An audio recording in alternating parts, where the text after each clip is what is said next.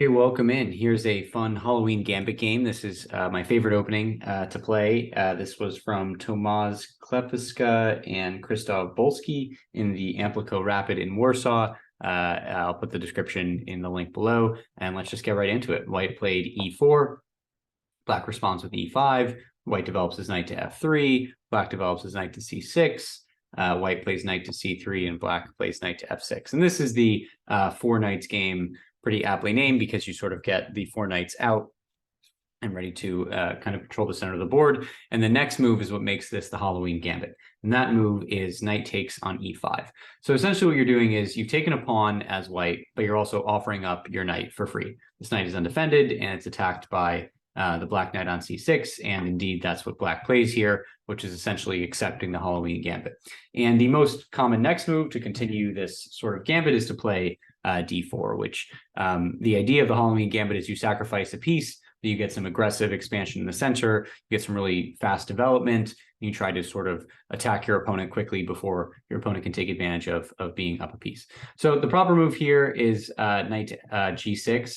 This gets the knight out of the kind of path of those pawns, but here black played knight to c6, which allows white to continue to push his pawns to d5, attacking the knight again. Knight to e5 again allows white to push f4 with another attack on the knight.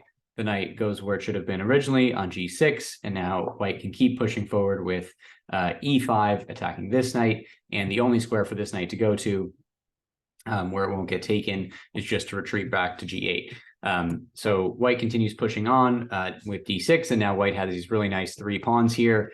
Both sides have the same number of knights developed, so you can see that not a bad trade for white to get, lose a knight but get this really awesome expansion in the center. Black takes back on d6 and white captures again on d6, and this is a really nasty pawn to deal with for black. It's totally cramping black's position. You can't take it with the bishop because it's protected by the queen, so black tries to do something about this with queen to b6, now with two pieces attacking the white pawn. And here white responds with knight to b5, which is a really nice move. It protects the pawn twice now, and this knight is not very easy to get rid of. For example, if you tried to kick it with a6, then white could just play knight to c7, forking the king and the rook. And you're going to win the rook for free, because after the king moves, then the rook, and then it's kind of tricky to get this knight back. I guess you could take back with a bishop, but you're not going to get the knight back right away. So instead, after white played knight to b5, black played king to d8, trying to sort of get out of the knight's path. And here, white abandoned the defense of his d6 pawn, favoring to get his pieces out with queen to f3, and black responded by taking the pawn with bishop to d6, to which white responded by moving his own dark square bishop to, didn't know that flipped the board, to e3, which attacks the black queen. Black blocks this with bishop to c5, and white here is happy to exchange the bishops and castle. So now you can see that both sides have the same number of pieces out, but white is castled, has a very safe king, has a rook lined up against black's king, and black's king is very not safe here, has lost castling privileges, and it's going to be tricky to get these pieces developed. So this is kind of a nice position, a pleasant position for white to play. Black tries to sort of get his pieces out into the board with knight to h6, and white puts his knight on a very dangerous square with d6. This knight is now controlling a ton of squares in black's camp. Black starts to try to run away with the king with king to c7, and white finishes development with bishop to c4. Now all of the pieces for white are out and ready to join in the attack. Black brings his knight to f5. This was the idea behind knight to h6. Now you're kind of threatening this knight. Well, I guess it wasn't the idea because the knight wasn't on d6, but maybe black thought that white was going to put his knight there. So now you're challenging the knight on d6, and white here is happy to trade. So they trade on f5. And then white has a really nice rook lift to d4. Now this rook is going to cause a lot of trouble for this king on the fourth rank. Black tries to establish some semblance of defense with d6. This also opens up the bishop to develop, and white here just doubles up his rooks on the semi-open file with rook to d1, and now black completes development with bishop to d7. So this is a really interesting position. It's interesting because you really are tempted to take this pawn as white, because if you're playing with the white pieces, you are down a knight, right? You're down a knight, and you need to kind of take advantage of this and, attack and grab the advantage while you can. Otherwise, maybe black brings his rook into the game and the king retreats, and then all of your sacrificing is for naught. So you really have to make sure you do something here and you don't lose the advantage. This will turn into a boring end game where you're just down a piece.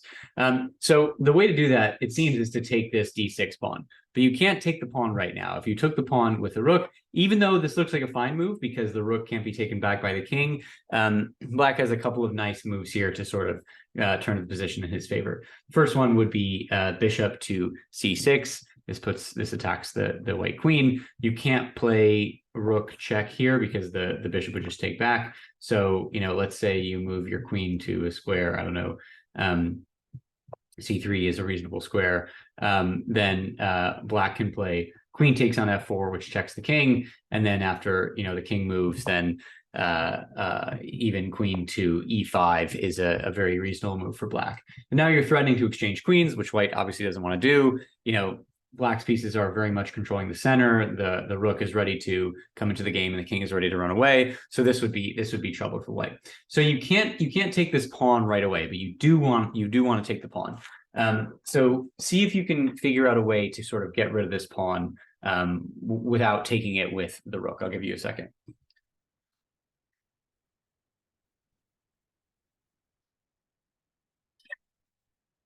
Okay, so hopefully you found it. This is a difficult combination, so no problem if you didn't.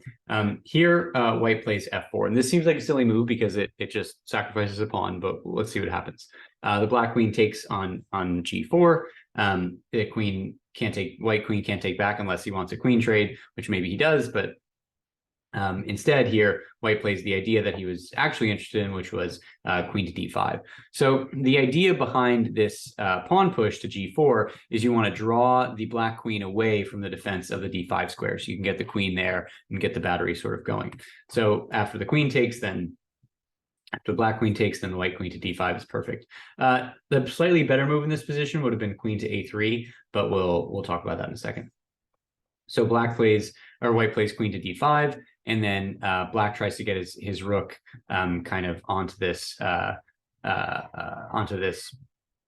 this pawn here. But now white is able to take this pawn with no trouble, because now you're taking the pawn with check, and that's kind of the reason why. Actually, yeah, we won't get into that other line. This move is totally fine as well. So black tries to get his rook into the game and then allow his king to escape. But now white can take on d6 with check. So you're basically taking with a tempo. Here, the only move that really makes sense is king to c8, and now white has this really nice battery on the d file. It has the bishop into the game, and this is going to be I think impossible for black to defend. So first, white takes the f7 pawn with the bishop, just opening up the position even more, and black moves his queen to f3, I guess protecting maybe this b7 square if it comes to it. But this essentially this bishop move allowed for the c file to open so that the rook could take advantage. So the white rook moves to c4, checking the king. The king has no squares to go to.